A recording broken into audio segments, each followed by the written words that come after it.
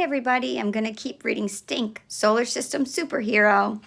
And we are on Miss Space Camp Know-It-All. The next day, Stink was sitting at his own desk, minding his own business, when Riley Rattenberger waltzed past, showing off her new t-shirt. It did not say Space Cadet. It did not say Space Out at Space Camp.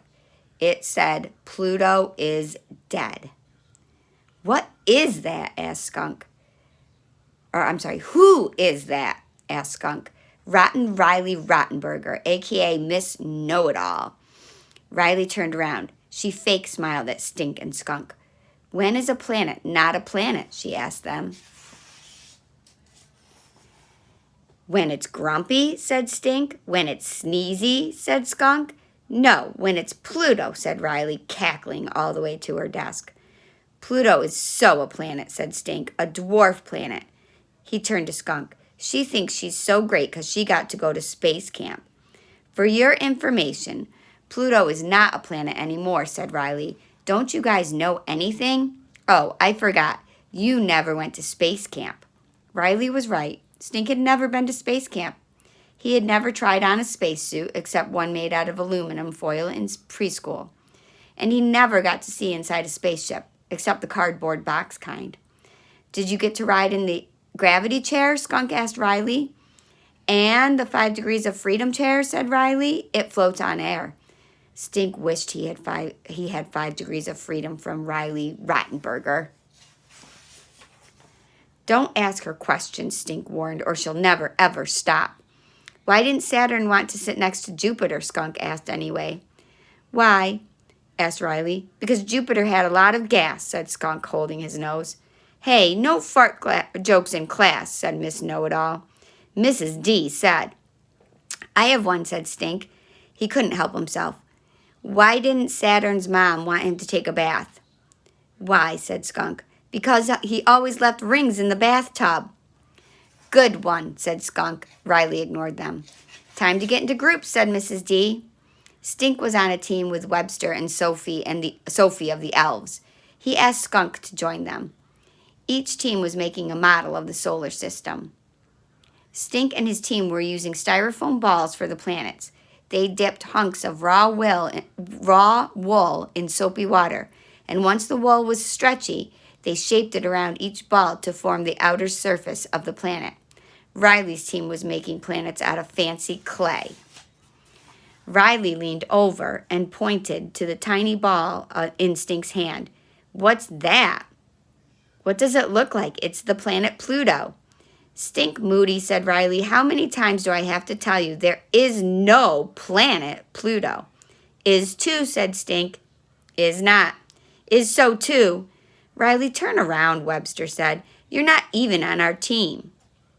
And there's the picture of the raw wool and the soapy water and the styrofoam ball, and they stretch the wool over it, and then they paint it, and it gets a planet.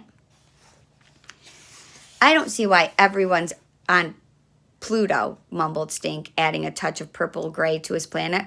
Pluto's cool. It might be small, but it doesn't just do what all the other planets do. It has its own orbit. Yeah, said Skunk.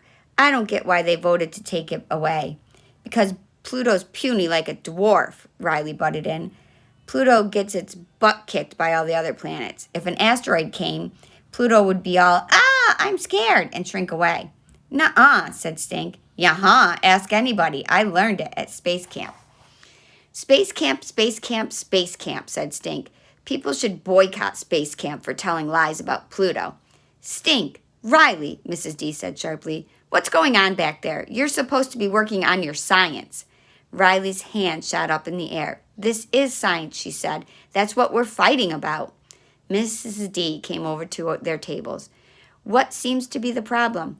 Riley says there's no Pluto, said Stink, and I say there is. Riley, what makes you say there's no Pluto, said Mrs. D. You said it yourself, said Riley. Pluto got its butt kicked out of the solar system. It's just a number now. Riley, I'd rather you didn't say butt in this class.